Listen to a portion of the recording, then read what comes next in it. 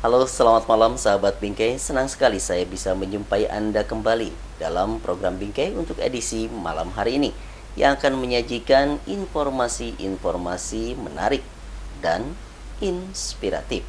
Inilah Bingkai selengkapnya.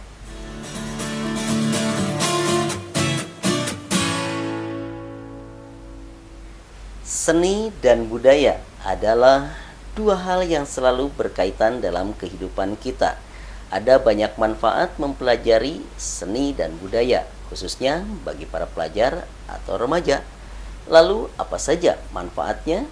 Berikut ini kita simak liputan pameran dan pagelaran seni budaya SMP Negeri 2 Cianjur.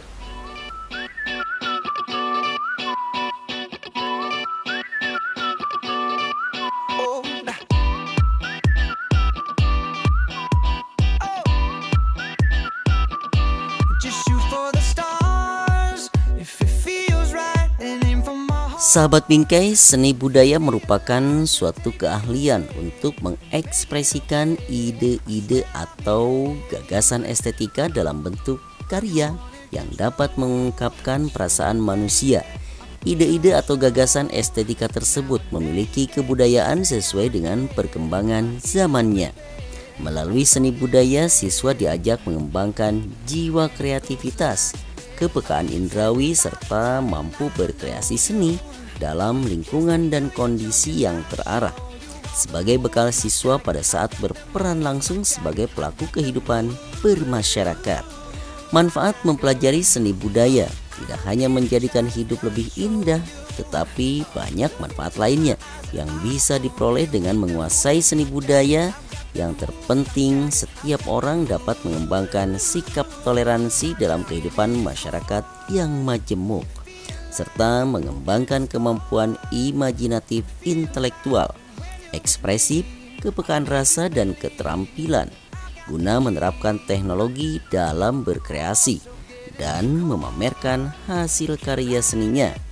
Ya, seperti yang dilakukan sahabat kita yang satu ini. Dengan memberdayakan barang-barang tak terpakai alias limbah, mereka mampu menampilkan harmonisasi irama yang indah untuk didengar.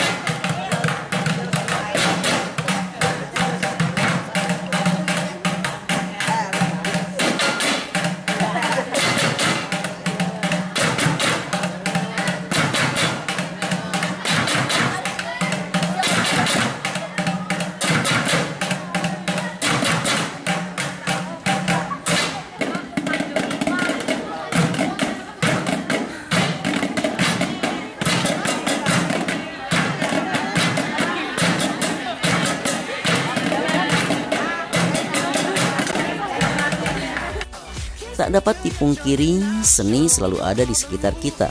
Karena itu, ada baiknya Anda menggunakan seni untuk perkembangan kecerdasan anak.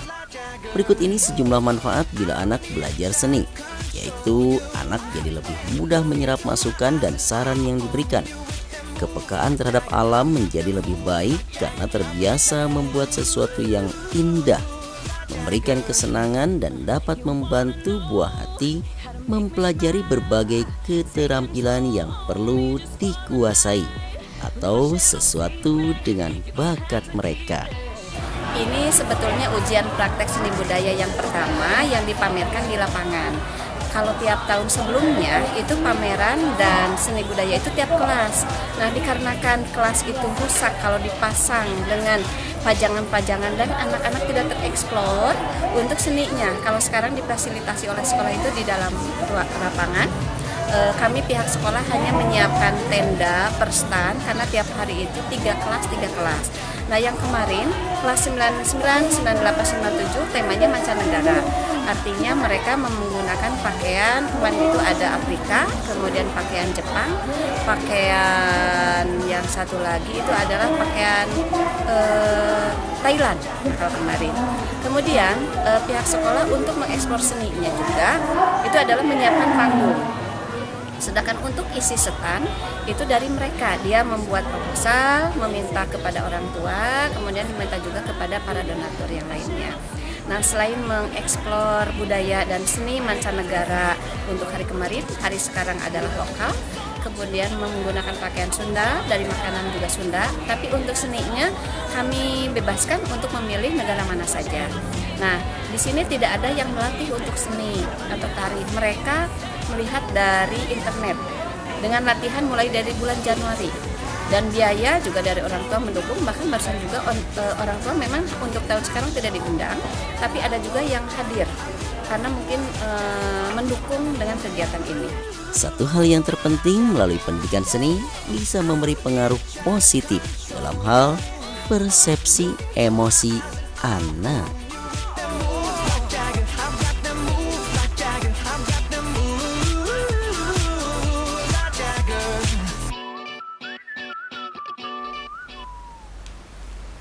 Ya sahabat bingkai, kita mengenal istilah pentas seni. Ya, pentas seni yang dimaksud di sini adalah pertunjukan yang tak hanya menjadi sekedar tontonan belaka, namun juga menjadi tuntunan bagi yang menyaksikannya. Berikut ini atraksi seni santri Pondok Pesantren Al-Ittihad pada perayaan miladnya yang ke-15.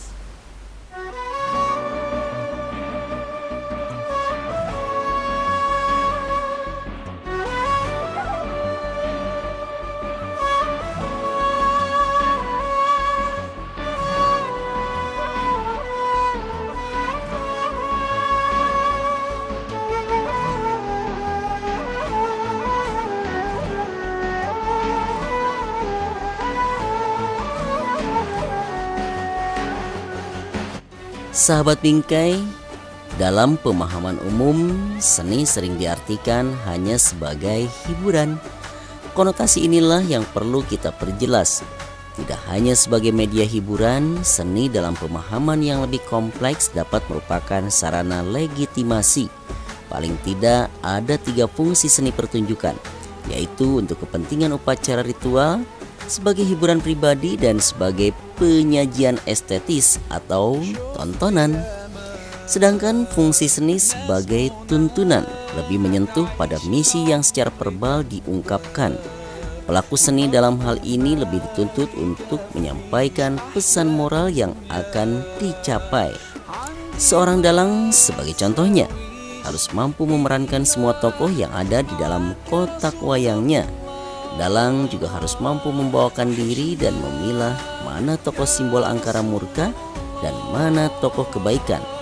Dimensi inilah yang mewarnai tuntunan di balik sebuah tontonan, seperti yang diperlihatkan oleh sahabat kita, santri-santri di Pondok Pesantren Al-Ittihad ini, yang menunjukkan kebolehannya bernyanyi religi.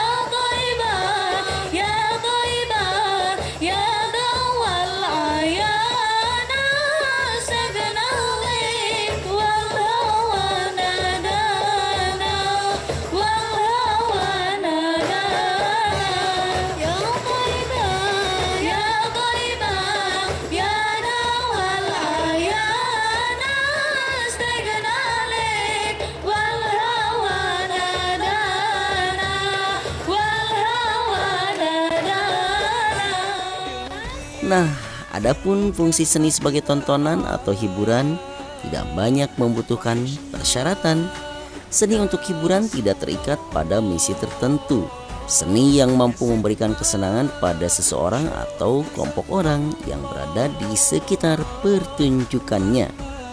Kecenderungan fungsi pertunjukan adalah untuk berekspresi atau aktualisasi diri dan lebih menekankan pada pencapaian tujuan tertentu yang diperjuangkan. Contoh seni instalasi, happening art, dan sejenisnya. Peringatan Milad yang ke-15 pesantren Al-Ittihad ini ditujukan untuk merefleksikan perjalanan Al-Ittihad selama 15 tahun. Kegiatan yang berlangsung yang kurang lebih 1 bulan itu diisi dengan kegiatan lomba-lomba santri yang berkaitan dengan keagamaan, kesenian, kemudian lingkungan hidup, dan karya ilmiah. Selanjutnya, saya berterima kasih kepada seluruh jajaran panitia, baik dari Dewan Asatid dan Dewan Pengurus Ikatan Pelajar Pondok Al-Ittihad yang telah bekerja sama mensukseskan acara Milad yang ke-15 yang bersamaan dengan peringatan Maulid Nabi Muhammad SAW. Harapan kami dengan kegiatan ini, mudah-mudahan Al-Ittihad tetap istiqomah untuk turut mencerdaskan bangsa, karena pada peringatan Milad yang ke-15 ini kami mempunyai satu pesan bahwa Al-Ittihad selama 15 tahun istiqomah turut mencerdaskan bangsa. Esensi seni seperti yang dipertunjukkan para santri Al-Ittihad ini tampak dengan jelas tidak dapat lepas dari muatan edukatif dan merupakan sarana untuk mewujudkan pembentukan budi pekerti seseorang.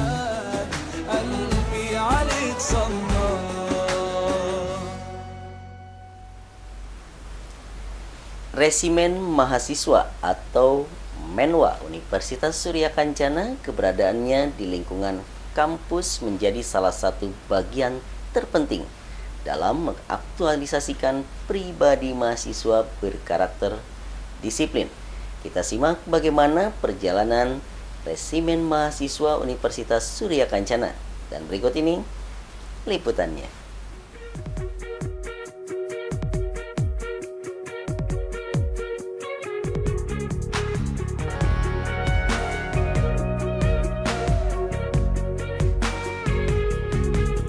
Resimen mahasiswa atau akrab di telinga kita dengan sebutan Menwa adalah salah satu di antara sejumlah kekuatan sipil untuk mempertahankan negeri. Ia lahir di perguruan tinggi sebagai wujud sistem pertahanan dan keamanan rakyat semesta atau Sishankam Rata.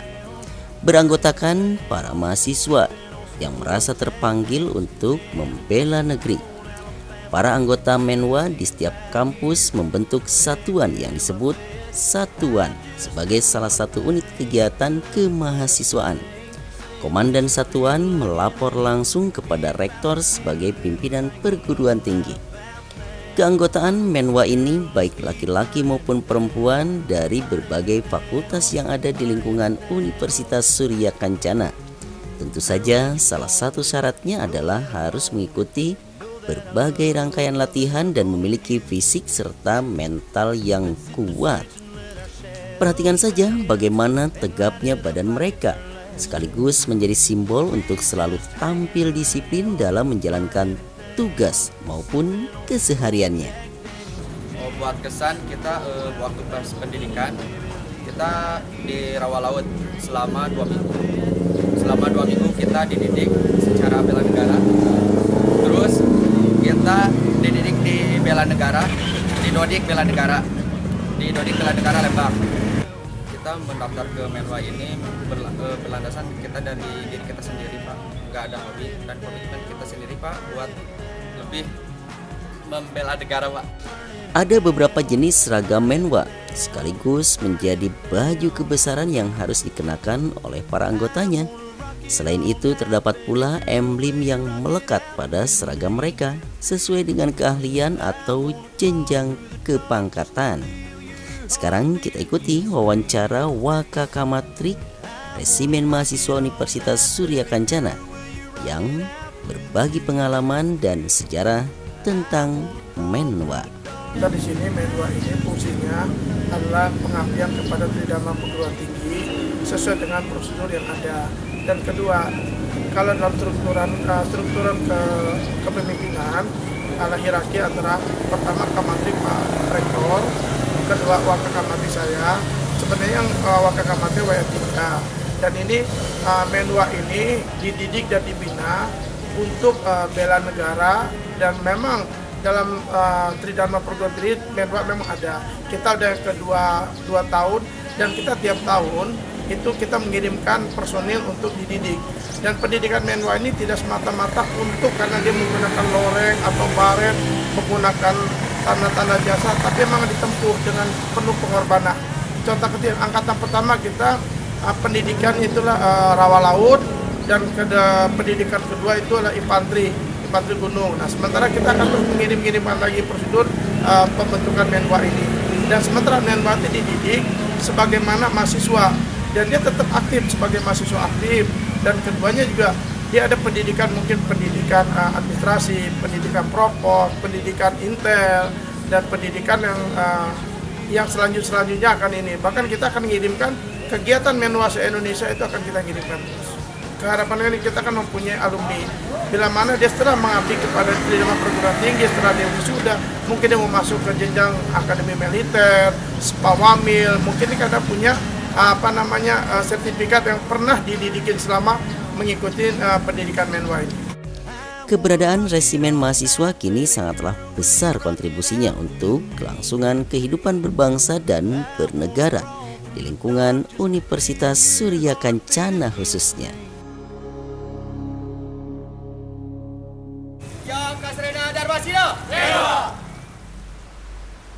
Konsep ekonomi syariah mulai diperkenalkan kepada masyarakat pada tahun 1991 ketika Bank Muamalat Indonesia berdiri.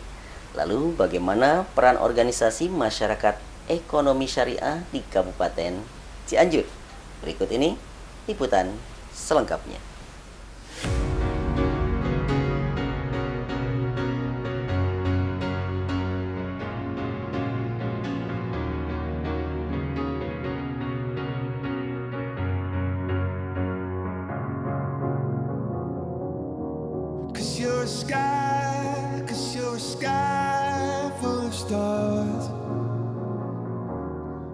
Masyarakat ekonomi syariah menilai perkembangan ekonomi syariah akan lebih baik di tahun 2015. Hal ini mengikuti perkiraan pertumbuhan ekonomi 2015 yang lebih baik. Indikatornya bank syariah kian maju, salah satunya dengan aplikasi uang elektronik. Organisasi masyarakat di bidang ekonomi syariah terbesar di Indonesia, ya, Masyarakat Ekonomi Syariah atau MES, menilai pada tahun 2015 ekonomi syariah akan tumbuh lebih baik daripada tahun sebelumnya. Hal ini menyesuaikan dengan perkiraan pertumbuhan ekonomi secara nasional yang juga diperkirakan akan membaik di sekitar 5,5%. Sementara itu, ada beberapa faktor yang dapat mempengaruhi pengembangan ekonomi syariah di Kabupaten Cianjur khususnya, yaitu dengan memperkuat dukungan dan keberpihakan pemerintah, dinamisasi kurikulum pendidikan ekonomi dan keuangan bank syariah di berbagai lembaga pendidikan. Menuju tujuan membumikan ekonomi syariah di Kabupaten Cianjur, masyarakat ekonomi syariah pun memiliki peranan penting, salah satunya melalui kegiatan seminar prospek pengembangan ekonomi syariah di Kabupaten Cianjur dan pemantapan program kerja melalui rapat kerja MES Kabupaten Cianjur. Pelaksanaan ini merupakan salah satu program perdana untuk kita sama-sama menentukan visi dan misi pengurus khususnya dan umumnya buat masyarakat juga untuk kita mensosialisasikan nilai-nilai ekonomi syariah khususnya di Kabupaten Cianjur.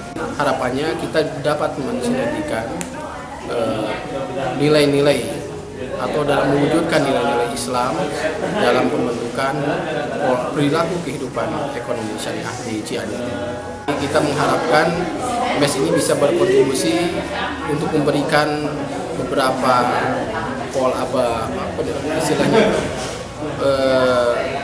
pemikiran untuk perumusan undang-undang atau regulasi dalam perilaku kehidupan ekonomi di Cianjur. Harapan ke depan peran MES dalam mensosialisasikan ekonomi syariah dapat lebih ditingkatkan lagi. Penggerak MES adalah mereka yang kreatif dan punya program-program unggulan. MES menjadi mitra pemerintah dan juga Bank Indonesia dalam mengembangkan ekonomi syariah, bersama-sama dengan Majelis Ulama Indonesia untuk mendorong pemerintah dalam mencanangkan gerakan ekonomi syariah secara nasional. Poin terpentingnya adalah yang pertama sosialisasi, karena MES Cianjur ini baru perdana didirikan, sehingga program pertama yang mesti dilakukan adalah sosialisasi tentunya. Jadi itu. Yang kedua, kita menetapkan dan mendiskusikan tentang arah pengembangan kita ke depan, baik arah program maupun arah dari sisi kelembagaan. Dan alhamdulillah hari ini setelah seminar kemudian kita raker, kita sudah tegas untuk kita ke depan mau apa. Dan kita sudah menyepakati bahwa setidaknya ada 4 program yang akan dilakukan: sosialisasi, edukasi, kemudian fasilitasi, dan penguatan kelembagaan.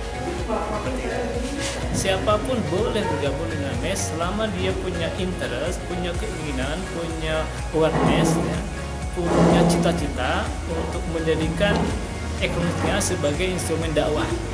Karena bagaimanapun ekonomi syariah ini adalah bagian integral dari ekonomi dari agama Islam.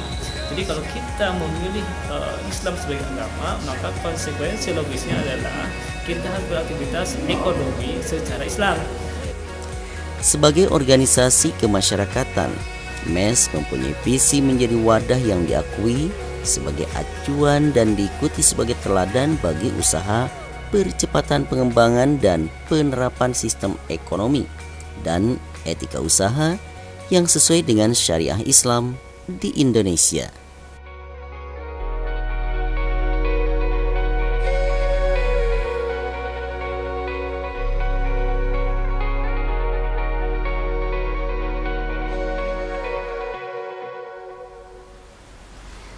Festival Lomba Seni Siswa Nasional atau FLS2N Subrayon 2 Kabupaten Cianjur yang berlangsung selama 2 hari telah melahirkan potensi-potensi siswa SMP pada bidangnya masing-masing.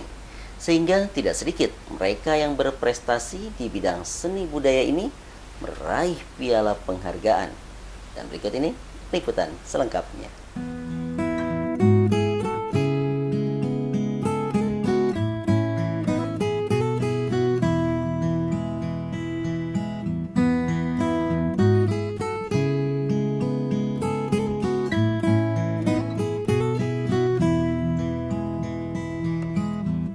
Ya sahabat bingkai, kita sering mendengar istilah prestasi. Pengertian prestasi adalah hasil atau usaha yang dilakukan seseorang. Prestasi dapat dicapai dengan mengandalkan kemampuan intelektual, emosional, dan spiritual, serta ketahanan diri dalam menghadapi situasi segala aspek kehidupan. Karakter orang yang berprestasi adalah mencintai pekerjaan, memiliki inisiatif dan kreatif, pantang menyerah, serta menjalankan tugas dengan sungguh-sungguh. Karakter-karakter tersebut menunjukkan bahwa untuk meraih prestasi tertentu dibutuhkan kerja keras. Ya, seperti halnya hasil akhir pelaksanaan Festival Seni Siswa Nasional atau FLS2N Subrayon 2 Kabupaten Cianjur menunjukkan banyaknya potensi peserta didik berprestasi yang mahir dalam bidang lomba seni. Keberhasilan dalam meraih prestasi tentu bukan hal yang mudah, namun di balik prestasi yang diraih banyak faktor yang ikut andil. Di antaranya adalah keseriusan dalam berlatih. sebelum akhirnya memenangkan perlombaan. Ya, salah satu prestasi yang diperoleh peserta dari SMP Negeri 4 Cianjur ini misalnya, dengan berlatih yang tekun dan secara berkesinambungan, pada akhirnya memperoleh juara pertama untuk lomba paduan suara. Berikut ini kita nikmati kekompakan paduan suara SMP Negeri 4 Cianjur.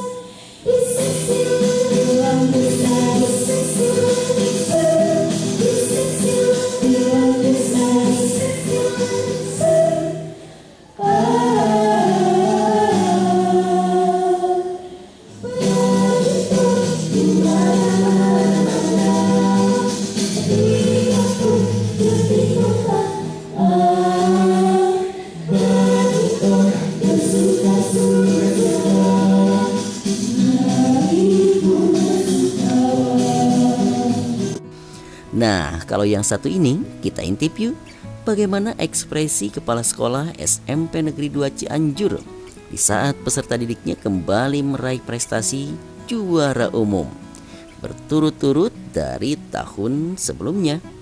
Berikut ini wawancara eksklusif reporter Bingkai dengan kepala sekolah dan koordinator ekstrakurikulernya. Pertama mengucapkan merasa alhamdulillah irabbil alamin kepada Allah Subhanahu wa taala bahwasannya SMP 2 masih meraih juara umum, karena di tahun kemarin juga kami mendapatkan juara umum tingkat wilayah. Nah, sekarang diraih lagi, jadi alhamdulillah. Harapan kami untuk ke depan kepada anak-anak, ada beberapa hari lagi untuk lomba di tingkat kabupaten. Harapannya jadi juara 1 tingkat kabupaten untuk ke provinsi. Nah, kesan di sini kegiatannya kami bangga. Anak-anak SMP 2 Cianjur memang prestasinya luar biasa, dan bisa dikatakan setiap lomba, setiap momen yang namanya tingkat kabupaten kami raih jadi juara 1. Hanya kalau nasional baru tahun kemarin saja lomba biologi. Kami dari semester 1 kami yang melatih sudah memilih siswa untuk mengikuti bidang lomba masing-masing. Nah, ketika semester 2 ya kami godok. Kepada para pemenang FLS 2N, selamat ya. Semoga penghargaan yang diterima akan lebih memberikan motivasi untuk meningkatkan prestasi di masa mendatang.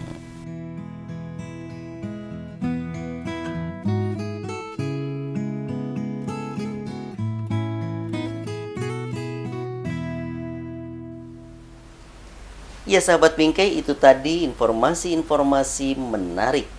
Mudah-mudahan informasi tadi menjadi sumber inspirasi bagi Anda di rumah. Saksikan terus program Bingkai hanya di TV Cianjur setiap hari pukul 20.00.